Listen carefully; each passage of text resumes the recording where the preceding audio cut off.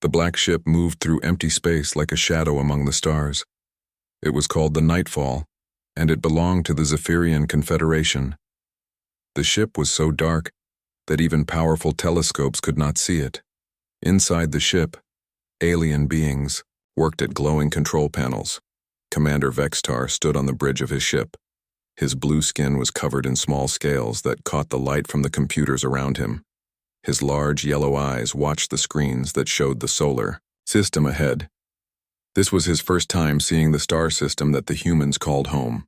"Commander, we are now in the outer edge of their star system," said Lieutenant Creon. She pointed at a screen with her long, thin finger. "The third planet from the star is where the humans live." Vextar nodded. He had been chosen for this mission because he was the best scout in the Confederation. His job was to study new species and decide if they could be added to the Confederation's empire. Most of the time, this was easy work. New species were usually weak and had small populations. "What do we know about these humans so far?" Vexitar asked. Dr. Zilmex, the ship's scientist, walked over to them. His green skin was marked with dark spots, and he carried a data pad in his forearms. "Not much, Commander. They discovered space, travel only recently. They have sent a few small ships to their moon and to some nearby planets. They seem to be a young species." "Good," Vextar said. "Young species are easier to control. How many of them are there?" "Our long-range scans suggest a few million, maybe less," Zilmex replied. "This is normal for a species that lives on only one planet." Vextar was pleased. The Zephyrian Confederation had 3 billion members across 200 worlds. Their military had 50,000 ships and 200,000 soldiers. It was the largest military force in known space. No single planet species had ever given them trouble. "Begin close-range scanning," Vextar ordered. "I want to know everything about their military before we make contact." The Nightfall moved closer to Earth. Its sensors reached out like invisible fingers, touching the planet's atmosphere and listening to the radio signals that came from the surface. Far below on Earth, Colonel Jake Morrison was having a normal day. He stood in the hot sun at Fort Braxton, watching his soldiers practice. The base was large, with many buildings and training areas spread across miles of land. Trucks moved back and forth carrying supplies and equipment. "2nd Battalion, move to Position Alpha," Jake spoke into his radio. He watched as 800 soldiers moved across the training field. They carried weapons and wore heavy packs. Their boots made dust clouds as they ran. Jake had been in the Army for 15 years. He had seen many training exercises, but he still felt proud when he watched his soldiers work. They moved like a machine, each person knowing exactly what to do. "Colonel Morrison, 3rd Battalion is ready for the next phase," said Major Lisa Brooks over the radio. She was leading another group of soldiers on the other side of the base. "Copy that, Major. Begin the urban warfare exercise," Jake replied. On the other side of the base, 900 more soldiers began moving through fake buildings. They practiced fighting in cities, something that was much harder than fighting in open areas. Each soldier had trained for months to learn these skills. High above, the alien ship's sensors picked up these radio signals. Lieutenant Creon listened to the human voices with interest. "Commander, I am detecting organized military activity on the surface," she reported. "It appears to be some kind of training exercise." "How many soldiers?" Vextar asked. Creon looked at her instruments. "Approximately 1,700 individuals in this location." Vexitar was surprised. "That many? For a training exercise?" "Yes, Commander. And there are more signals coming from other locations around the planet." Dr. Zilmex joined them at the sensor station. "This is unusual. Most species only have a few hundred soldiers total. Why would they need so many just for training?" On Earth, Jake Morrison walked to the observation tower to get a better view of the exercise. From up there, he could see both battalions moving across the landscape. It looked like a real battle, with soldiers taking cover and calling for support. "Colonel, the Air Force is ready for their part," said Captain Ben Parker over the radio. He was coordinating with the nearby air base. "Send them in," Jake replied. Moments later, 6 fighter jets flew over the training area. They were practicing how to support ground troops during a battle. The jets moved fast and low, their engines, making loud roars that echoed across the base. In space, the Nightfall's sensors detected the aircraft. "Commander, I am reading flying machines," Creon said. "They appear to be military vehicles." "How many?" Vextar asked. "6 in this area, but I'm detecting more at other locations around the planet." Vexitar felt confused. 6 aircraft for one training exercise seemed like a lot. Most species had only a few aircraft total. "Continue scanning," he ordered. "I want to know how many military bases this species has." The alien ship spent the next several hours scanning Earth. Every few minutes they found another military base. First they found naval bases with large ships. Then they found air bases with rows of aircraft. Then they found army bases like the one where Jake Morrison worked. "Commander, this is very strange," Dr. Zilmek said. "I am counting dozens of military installations." "That cannot be right," Vextar replied. "Check your instruments." Zilmex checked his equipment 3 times. Each time, he got the same results. "The readings are correct, Commander. This species has military bases all over their planet." At Fort Braxton, Jake Morrison was finishing his day. The training exercise had gone well. His soldiers had practiced everything from basic movement to complex urban warfare. They would do it again tomorrow and the day after that. "Good work today, everyone," Jake said into his radio. "1st Battalion report to the mess hall. 2nd Battalion equipment check in 1 hour." He watched as his soldiers walked back to their barracks. There were so many of them that it took several minutes for them all to move. Jake was used to this sight, but he still felt impressed by how well they worked together. The alien ship continued its scanning. Lieutenant Creon was becoming more worried with each new discovery. "Commander, I am detecting communication signals between multiple military bases," she reported. "They appear to be coordinating their activities." "Coordinating?" Vextar asked. "How many bases are involved?" "I count at least 50 major installations and many smaller ones." Dr. Zilmex looked up from his data pad. "Commander, this is unlike anything we have seen before. Most species have 1 or 2 military bases at most." Vextar stared at the screens showing Earth. The planet looked peaceful from space, but the sensor readings told a different story. This species had military forces spread across their entire world. "Continue scanning," he ordered. "I need to know exactly what we are dealing with." The Nightfall moved closer to Earth, its sensors working constantly. The alien crew had no idea that their discovery was just beginning. They thought they were looking at a normal young species, but they were actually seeing something that would change their understanding of warfare forever. On Earth, Jake Morrison went to his office to finish his paperwork. Tomorrow would bring another training exercise with new challenges. He had no idea that alien eyes were watching from space, or that his routine day of training had just begun to frighten an entire alien civilization. The Nightfall moved deeper into Earth's solar system. Commander Vextar had ordered his ship to get closer so they could get better readings. He wanted to understand this strange species before making his report to the Confederation. Dr. Zilmex worked at his station, running scan after scan of the blue planet below. Each time he checked his instruments, the numbers seemed wrong. He rubbed his eyes with 2 of his 4 hands and looked again. "This cannot be correct," he said to himself. Lieutenant Creon heard him from her nearby station. "What is wrong, Doctor?" "The population readings," Zilmex replied. "My instruments say there are over 8 billion humans on that planet."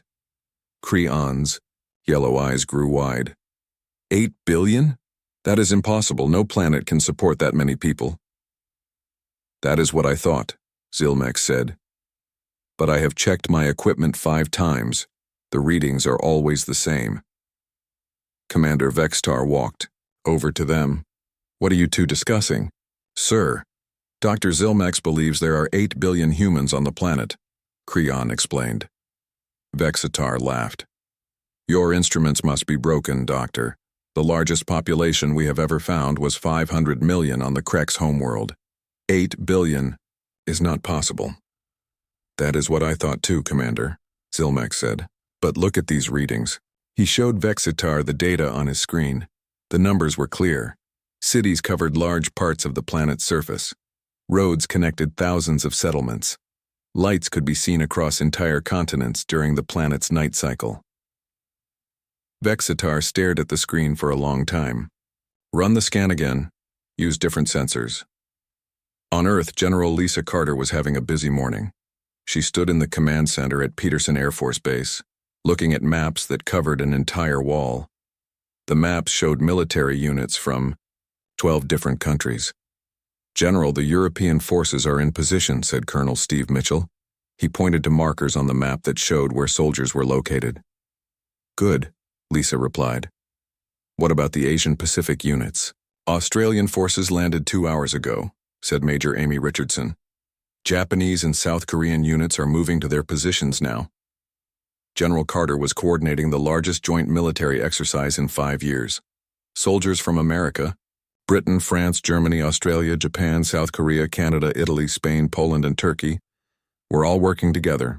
The exercise was called Iron Shield, and it involved over 2 million active military personnel. "All air units, this is command," Lisa spoke into her headset. "Begin Phase 2 operations." Across the world, fighter jets took off from dozens of air bases. In Nevada, Captain Danny Foster led a squadron of F-22 fighters into the sky. In England, Squadron Leader Helen Torres commanded Royal Air Force jets. In Japan, Major Rick Adams coordinated with American pilots flying from Japanese bases. The radio channels were full of voices as pilots from different countries talked to each other. They spoke different languages, but all of them used the same basic military terms that allowed them to work together. High above in space, the alien sensors picked up all of this activity. "Commander, I am detecting massive radio traffic," Lieutenant Creon reported. "There are thousands of different signals." "Military signals?" Vextar asked. "Yes, sir, and they are coming from all around the planet." Dr. Zilmex looked up from his population scans. "Commander, I have confirmed the readings. There really are over 8 billion humans on this planet." Vextar felt cold fear run through his body. 8 billion people was more than the entire population of the Zephyrian Confederation.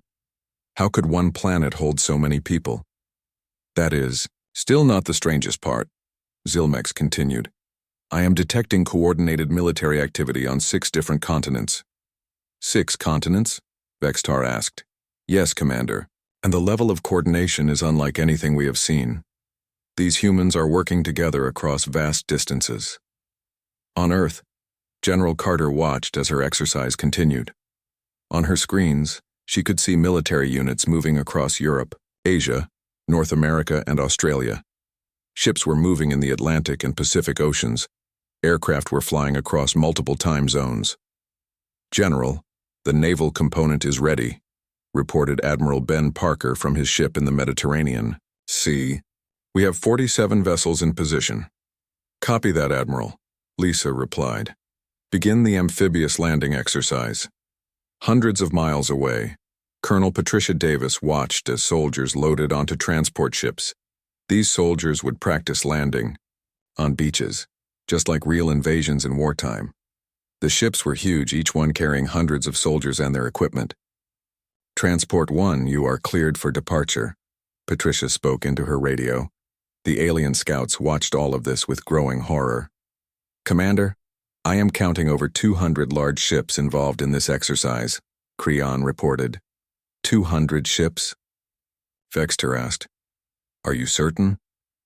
"Yes, sir. And that is just in one ocean. There are more ships in the other oceans." Dr. Zilmex pulled up more data on his screen. "Commander, I think we need to understand something important. This appears to be just an exercise." "What do you mean?" Vextar asked. "I mean, this is not their real military. This is just practice. They are pretending to fight." The 3 aliens looked at each other with fear in their eyes. If this was just practice, how large was their real military? How many soldiers are involved? "In this exercise?" Vextar asked. Zilmex checked his readings. "Over 2 million individuals, sir." Vextar had to sit down. 2 million soldiers in one exercise was more than the total military strength of most civilizations. The entire Zephyrian military had only 200,000 soldiers across all their worlds. "Sir, there is more," Creon said. I am intercepting communications about something called reserve forces. Reserve forces? Vextar asked. Yes, sir. It appears. They have additional soldiers who are not currently active. On Earth, Captain Kelly Brooks was meeting with her National Guard unit in Ohio. These soldiers had regular jobs during the week, but they trained as soldiers on weekends. There were millions of these reserve soldiers across America alone. All right, everyone. We have our monthly training exercise next weekend, Kelly told her soldiers. We will be practicing disaster relief operations. Her soldiers nodded. They were teachers, mechanics, store clerks, and office workers during the week, but they were also trained soldiers who could be called to active duty if needed. Similar meetings were happening all across the world. Countries everywhere had reserve forces that could be activated during emergencies. These reserves often outnumbered the active military forces. The alien sensors picked up communications about these reserve units. Commander, I am detecting references to millions of additional soldiers who are not currently active, Creon reported. Millions more? Vextar asked weakly. Yes, sir. And that is just in one country. There appear to be similar forces in dozens of other countries. Dr. Zilmex was studying the humans' industrial capacity. What he found made him even more worried. Commander, you need to see this, he said. These humans have massive manufacturing capabilities. They can produce military equipment at incredible rates. Show me, Vextar ordered. Zilmex displayed images of human factories on his screen. There were aircraft factories that could build hundreds of jets per year, shipyards that could construct multiple warships at the same time, weapons factories that produced thousands of rifles and missiles. Sir, these humans can build military equipment faster than most species can count it, Zilmex explained. General Carter's exercise continued for 3 more days. Every day, the alien scouts watched in amazement as millions of human soldiers practiced warfare. They saw coordination between land, sea, and air forces that was beyond anything in their experience. When the exercise finally ended, Commander Vextar called an emergency meeting with his crew. We need to contact Confederation Command immediately, he said. This species is not what we expected. What should we tell them, sir? Creon asked. Vextar looked at the data they had collected. 8 billion people, millions of soldiers, hundreds of military bases, industrial capacity beyond imagination. Tell them we have found something unprecedented, he said, and tell them we need more ships. The crew of the Nightfall worked through the night, trying to understand what they had discovered. Commander Vextar had sent an urgent message to Confederation headquarters, but he knew it would take days to receive a reply. In the meantime, they had to keep studying the humans. Dr. Zilmex had not slept in 20 hours. His forearms moved constantly over his control panels as he gathered more information about human military capabilities. Each new discovery made him more frightened. Commander, I have been studying their naval forces, Zilmex reported. What I found is terrifying. Vextar walked over to the science station. Show me. On Earth, Admiral Ben Parker stood on the bridge of the USS Lincoln, one of America's largest aircraft carriers. The ship was over 1,000 feet long and carried more than 5,000 sailors and pilots. From his position, Ben could see 11 other aircraft carriers spread across the ocean.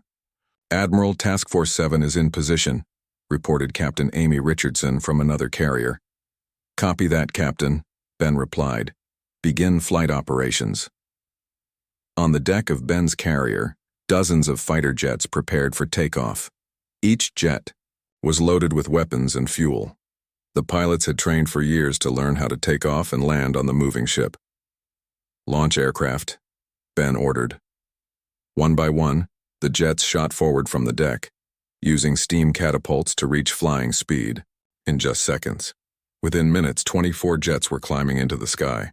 This same scene was happening on all 12 carriers. Nearly 300 aircraft took off from the carrier group, forming a flying armada that covered miles of sky. High above, the alien sensors tracked every movement. Commander, I count 12 massive ships, each carrying dozens of aircraft, Lieutenant Creon reported. And this is just one group. I am detecting similar groups in other oceans. How many aircraft total? Vextar asked. Over 800 aircraft from the ship-based forces alone, Creon replied. And there are thousands more aircraft. At land bases. Dr. Zilmex pulled up more data on his screen. Commander, each of these large ships carries more firepower than most of our battle cruisers. And they have dozens of them. Vextar felt dizzy. The Zephyrian Confederation's entire navy had 15 major warships. These humans seemed to have more warships than the Confederation had ever built. On another part of Earth, Major Kelly Brooks was leading the largest airborne training exercise in recent history. She stood in the cargo bay of a massive transport plane surrounded by 200 paratroopers. "Check your equipment," Kelly shouted over the noise of the engines. "We drop in 2 minutes." Behind her plane, 50 more transport aircraft flew in formation. Each plane carried 200 trained soldiers. These soldiers would jump out of the planes and parachute to the ground, then practice taking control of an airport. 1 minute to drop, the pilot announced. Kelly looked at her soldiers. They were calm and ready. Each one had jumped from planes, hundreds of times before. This was just another training exercise for them. "Go, go, go," Kelly shouted as the doors opened.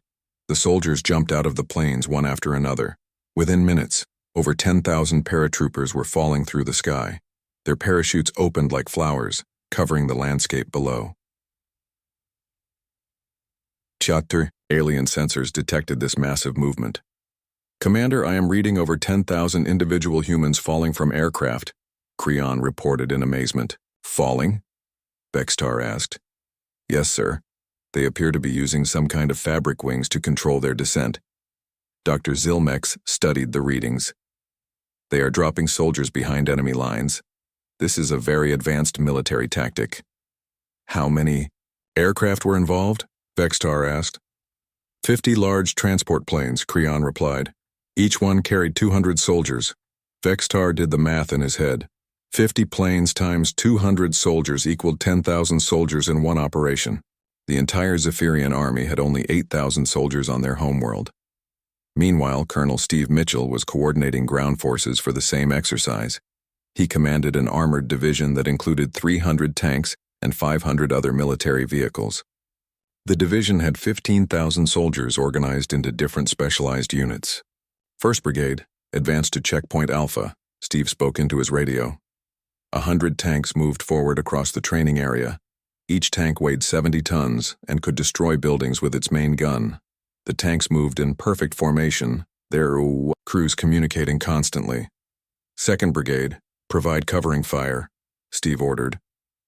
Artillery units began firing practice rounds at targets miles away. The big guns could hit targets they could not even see, using computers and satellites to aim perfectly. "Third Brigade, secure the landing zone for the airborne troops," Steve continued. Infantry soldiers moved quickly across the battlefield. They carried advanced weapons and wore body armor that could stop rifle bullets. Each soldier had years of training and experience. The alien scouts watched all of this coordination with growing fear. "Commander, the level of organization is beyond our understanding," Dr. Zilmex reported. "They are coordinating air, sea, and land forces simultaneously." "What do you mean?" Vextar asked. "I mean they have soldiers falling from the sky, ships, launching aircraft from the ocean, tanks moving on the ground, and artillery firing from miles away all at the same time. And somehow they are making it all work together." Lieutenant Creon was monitoring human communications. "Sir, I am intercepting radio traffic between units that are thousands of miles apart. They are coordinating operations across their entire planet." On Earth, General Patricia Davis sat in a command center that looked like something from a science fiction movie. Dozens of screens showed military units from around the world. She could talk to any commander anywhere on the planet in seconds. "General, European forces have secured their objectives," reported Colonel Danny Foster from Germany. "Excellent," Patricia replied. "Pacific forces, begin your assault." Half a world away, Major Rick Adams received the order and began moving his forces forward. The coordination was so smooth that it seemed like magic. "Asian forces are advancing," Rick reported back to Patricia. Dr. Zilmex was trying to count all of the different types of military units he was seeing. There were infantry soldiers, tank crews, pilots, sailors, paratroopers, artillery crews, engineers, medical teams, communications specialists, and dozens of other types of soldiers. Commander, they have specialized soldiers for every possible military task, he reported. We have never seen this level of specialization. Give me examples, Vextar ordered. They have soldiers whose only job is to repair equipment, other soldiers whose only job is to provide medical care, others who specialize in destroying bridges or buildings, others who only work with communications equipment. Vextar was confused. Why do they need so many different types of soldiers? Because their military operations are incredibly complex, Zilmex explained. Each specialist makes the whole army more effective. The aliens watched as human engineers built bridges in hours. Medical teams set up hospitals in the field. Communications specialists kept thousands of units connected across vast distances. Supply teams moved food, fuel, and ammunition to wherever it was needed. Sir, their logistics capabilities are astounding, Creon reported. They can supply armies anywhere on their planet. Captain Helen Torres was demonstrating exactly what Creon meant. She commanded a supply operation that moved 500 tons of equipment across 3 continents in one day. Cargo planes, trucks, ships, and trains all worked together to get supplies where they were needed. Supply Convoy Alpha, you are cleared for takeoff. Helen spoke to a cargo plane pilot. Copy that, Control, the pilot replied. ETA to destination is 4 hours. The coordination was so smooth that supplies arrived exactly when and where they were needed. Soldiers never went hungry. Vehicles never ran out of fuel. Weapons never ran out of ammunition. Commander, I need to show you something else, Dr. Zilmex said. I have been studying their industrial capacity. He displayed images of human factories on his screen. Car factories that could be converted to tank production in weeks. Aircraft factories that could double their output during wartime. Civilian shipyards that could build warships. Sir, if these humans ever decided to go to full military production, they could build more weapons in 1 year than most civilizations. Build in a century. Commander Vextar stared at the evidence before him. These humans were not just numerous and well-organized. They were also capable of rapid military expansion that defied imagination. Continue monitoring, he ordered. I need to know everything about their capabilities before I make my final report. Commander Vextar had not left the bridge of the Nightfall in 2 days. The more his crew learned about the humans, the more impossible their situation seemed. What they had discovered was changing everything they thought they knew about warfare. Doctor. Zilmex approached the commander with a new datapad. His green skin looked pale, and his forearms shook slightly as he held the information. Commander, I have made a discovery that you need to see immediately, Zilmex said. What is it now, Doctor? Vextar asked tiredly. Sir, we have been assuming that the humans have one unified military. We were wrong. Vextar looked up from his command chair. What do you mean? I mean they have dozens of separate military forces. Each country on their planet has its own army, navy, and air force. On Earth, Lieutenant Colonel Danny Foster was working at the Pentagon, the headquarters of the American military. He was coordinating with military leaders from around the world, each representing their own nation's armed forces. Colonel Foster, this is General Kumar from the Indian Army, came a voice over the secure communication link. Good morning, General, Danny replied. What is the status of your forces? We have 1.4 million active soldiers ready for deployment, General Kumar reported. Our Air Force has 1,500 aircraft and our Navy has 150 ships. Danny wrote down the numbers. India was just one country, but their military was larger than most alien civilizations.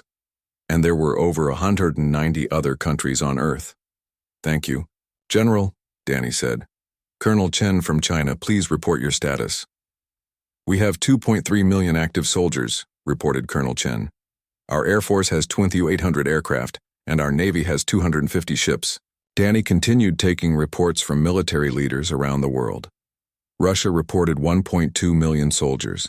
The United Kingdom reported 200,000 soldiers but with very advanced equipment. France reported 300,000 soldiers with modern weapon systems. In space, the alien sensors were picking up all of these communications. Commander, I am detecting military communications from 47 different countries, Lieutenant Creon reported. Each one appears to have independent military forces. 47 different militaries? Vextar asked in disbelief. Yes, sir. And some of them are very large. One country claims to have over 2 million soldiers. Dr. Zilmex was studying the data from multiple countries. Commander, if we add up all of their separate militaries, the total number of soldiers is over 25 million. Vextar felt like he was going to be sick. 25 million soldiers was more than the entire population of some alien worlds. That cannot be right, he said weakly. I have checked the numbers multiple times, Zilmex replied, and that is just their active military. It does not include reserves or civilian militias. On Earth, Captain Helen Torres was meeting with defense contractors at a factory in Michigan. The factory normally made cars, but it could be converted to produce military vehicles in just a few weeks. Captain, we can produce 500 armored vehicles per month if needed, said the factory manager. We have 2,000 workers ready to begin production. Helen nodded and made notes. What about the Boeing plant in Seattle? They can increase fighter jet production to 20 aircraft per month, replied another contractor. The Lockheed Martin facility can produce 15 transport planes per month. And the shipyards? Helen asked. Newport News can build one aircraft carrier every 4 years, came the reply. But they can also build destroyers and submarines much faster.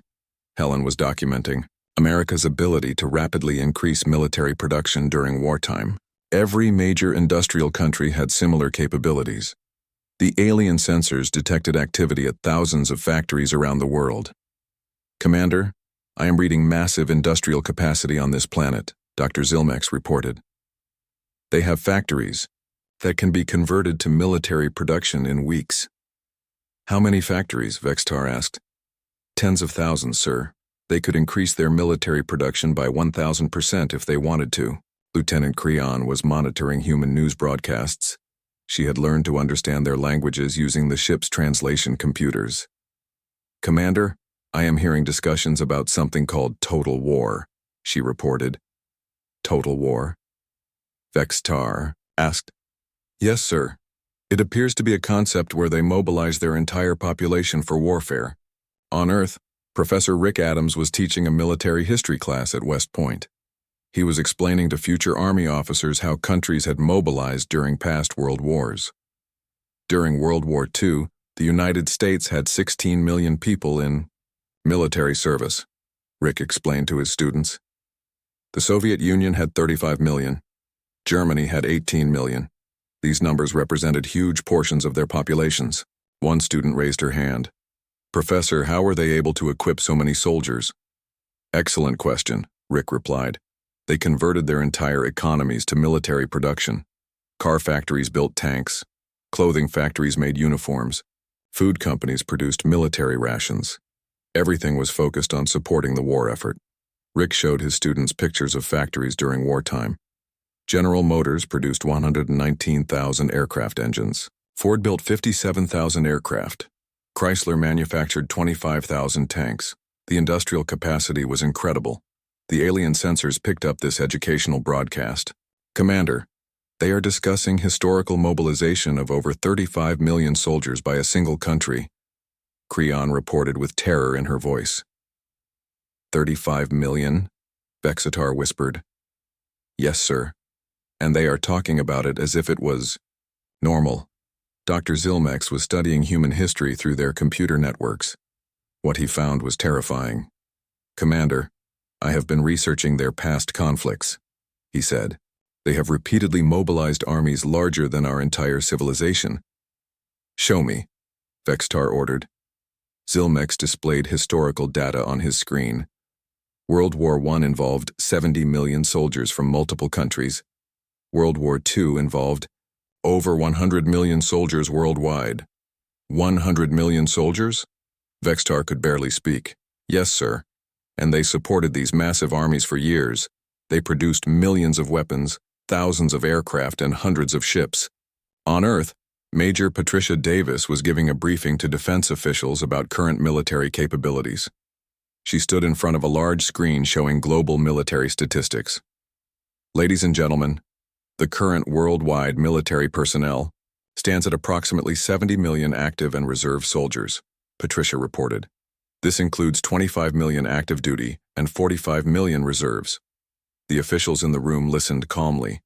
These numbers seemed normal to them. Global military spending is $2.4 trillion per year, Patricia continued. This supports 13,000 military aircraft, 4,600 tanks, and 2,500 naval vessels worldwide. One official raised his hand. Major, what would be our mobilization capacity in a global crisis? Conservative estimates suggest we could mobilize 200 million personnel within 2 years, Patricia replied. Industrial capacity could support much larger numbers if needed. The alien sensors detected every word of this briefing. Commander, they are discussing the ability to mobilize 200 million soldiers, Creon reported. Vextar could not respond. 200 million soldiers was larger than the entire Zephyrian Confederation population. Dr. Zilmex had been studying human psychology and culture. Commander, I think I understand why they are so militarily capable. Explain, Vextar managed to say. Most species view warfare as a last resort, something to be avoided. But these humans have made warfare into a science. They study it, practice it, and prepare for it constantly. What do you mean? Vexitar asked. They have schools that teach nothing but military tactics. They write books about warfare. They make movies about battles. They play games that simulate combat. Their entire culture seems focused on military preparedness. On Earth, Captain Amy Richardson was attending the Naval War College. She was studying advanced fleet tactics with other officers from around the world. The key to modern naval warfare is coordination, the instructor explained. You must coordinate submarines, surface ships, and aircraft to dominate the ocean. Amy took careful notes. She was learning how to command multiple ships in complex battles. This knowledge would make her a better officer.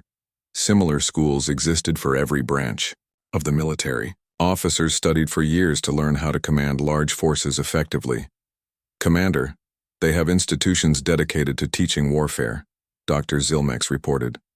They are constantly improving their military knowledge. This is beyond anything we have encountered, Vextar said.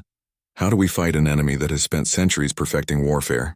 I do not think we can, sir, Zilmex replied quietly.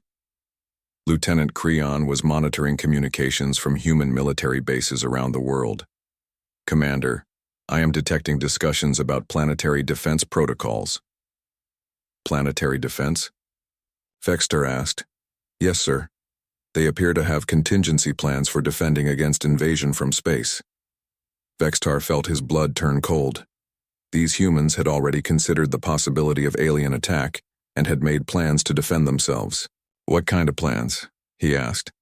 I am not certain, sir. The communications are heavily encrypted, but they seem to involve coordinating all of their militaries against a common threat. The thought of 200 million human soldiers working together against an alien invasion was too terrible to consider. Commander Vexitar sat alone in his quarters, staring at the report he had to send to Confederation headquarters. The data was spread across his desk in neat piles, but the numbers still seemed impossible to believe. In 3 days of observation, his crew had discovered a species that challenged everything they knew about warfare and civilization. A soft chime indicated someone was at his door. Enter, he called. Dr. Zilmex walked in, carrying another datapad. His forearms moved nervously as he approached the commander's desk. Sir, I have completed the final analysis, Zilmex said. The numbers are even worse than we thought. Can they be worse? Vextar asked tiredly. Commander, we have been observing these humans during peacetime. Everything we have seen represents their normal, everyday military activities. Vextar looked up sharply. What do you mean?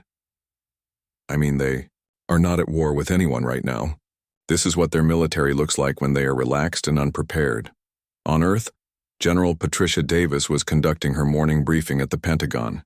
She stood before a room full of military officers, discussing routine matters that seemed ordinary to everyone present. The Pacific Fleet exercise went well, Patricia reported. Admiral Parker's task force successfully coordinated with Japanese and Australian forces. The officers nodded. Joint exercises with allied nations happened regularly. This particular exercise had involved 200 ships and 50,000 sailors from 3 countries. But to them, it was just another training event. "What about the European deployment?" asked General Ryan Cooper. "Colonel Torres reports that our forces in Germany are ready for the NATO exercise next month," Patricia replied. "We will have 100,000 American soldiers participating alongside European forces." Again, the officers took notes calmly. These numbers represented massive military operations, but they were routine parts of maintaining global military readiness. "Any updates on the space monitoring program?" asked another officer. "Colonel Adams reports that our satellite network is functioning normally," Patricia said. "We continue to monitor for any unusual activity in near-Earth space. High above, the alien sensors detected this mention of space monitoring. Commander, they are discussing space surveillance," Lieutenant Creon reported from the bridge. "They appear to have detection systems." Vextar rushed to the bridge. "What kind of detection systems?" "I am not certain, sir, but they mention satellites and monitoring equipment." Dr. Zilmex was already at his station scanning Earth's orbital space. "Commander, I am detecting hundreds of artificial objects orbiting their planet." "Satellites?" Vextar asked. "Yes, sir. Many of them appear to be military in nature. Some are clearly designed for communications, others for observation. On Earth, Colonel Rick Adams was working at the Space Force headquarters in Colorado. He monitored a network of satellites that watched the sky for any signs of incoming threats. The system could detect objects as small as baseball moving anywhere near Earth. "Colonel, we have an anomaly in Sector 7, reported Sergeant Lisa Brooks. Rick looked at his screen. The sensors had detected something unusual at the edge of the solar system, but the object was too far away to identify clearly. "Keep monitoring it," Rick ordered. "If it gets closer, alert the other commands." The alien ship was still too far away and too well hidden for human sensors to identify. But the fact that humans were looking for threats in space worried the Zephyrian crew. "Sir, they have detection systems that could eventually find us," Creon reported. "How long before they detect our ship?" Vextar asked. "If we stay at this distance, probably never," Zilmex replied. "But if we move closer, they might notice us within hours." Vextar made a decision. "Begin preparing for departure. We have learned enough." On Earth, Major Danny Foster was leading a planning session for something called Operation Overlord, a theoretical defense scenario against extraterrestrial invasion. The planning was purely hypothetical, but the military took it seriously. If we detected incoming hostile spacecraft, what would be our response time? Danny asked his team. Captain Helen Torres consulted her notes. "We could have the first fighter squadrons airborne within 15 minutes. Full alert status for all branches within 6 hours." "What about coordination between countries?" Danny continued. "The existing NATO and bilateral defense agreements would activate immediately," replied Major Ben Parker. "We estimate full international military coordination within 24 hours. "Troop mobilization?" Danny asked. "Initial response forces of $500,000. Troops within 48 hours, Helen reported. "Full mobilization of 50 million troops within 30 days if needed." The planning session continued for hours. The officers discussed everything from space-based weapons to underground bunker systems. They had contingency plans for orbital bombardment, ground invasion, and even evacuation of major cities. The alien sensors picked up fragments of these communications. "Commander, they are discussing defensive plans against space-based attack," Creon reported with growing alarm. "They are planning to fight us?" Vextar asked. "It appears they have already considered the possibility and developed response strategies." Dr. Zilmex was studying the humans' defensive preparations. "Commander, their defensive planning is as sophisticated as their offensive capabilities." "Explain," Vextar ordered. "They have underground bunkers that could protect millions of people. They have weapons designed to attack spacecraft. They have plans to coordinate their entire planet's military forces against a single threat. On Earth, the hypothetical planning session was reaching its conclusion. In summary, Major Foster said, "We have the capability to mobilize 200 million military personnel, coordinate forces from 50 countries, and maintain resistance operations indefinitely using our industrial capacity." The officers agreed that Earth's defensive capabilities were strong. They had no idea that alien scouts were listening to every word and becoming more terrified by the minute. "Sir, we need to leave immediately," Dr. Zilmex told Commander Vextar. "If they detect us, we could trigger the very response they are planning for." Vextar nodded. "Set course for the outer system. Prepare the final report for transmission." As the nightfall moved away from Earth, Vextar completed his report. The document was the most important communication in Zephyrian history. To Confederation. High Command, he wrote. From Commander Vextar, Deep Space Reconnaissance Division. Subject: Species Analysis, Humans of Sol System. After 72 hours of intensive observation, I must report findings that will fundamentally change our expansion policies. Population: 8.1 billion individuals on single planet. This exceeds our entire Confederation population. Military organization: multiple independent forces totaling approximately 70 million active and reserve personnel. Individual nations possess military capabilities exceeding most member worlds of our Confederation. Technology: advanced industrial capacity with ability to rapidly increase military production. Space-based detection systems, coordinated global communications. Military doctrine: species demonstrates unprecedented focus on warfare as organized. Science: extensive training, planning, and preparation for multiple conflict scenarios including extraterrestrial contact. Historical analysis: species has previously mobilized over 100 million soldiers during global conflicts. Industrial capacity supported these forces for extended periods. Defensive capabilities: comprehensive plans exist for planetary defense against space-based threats.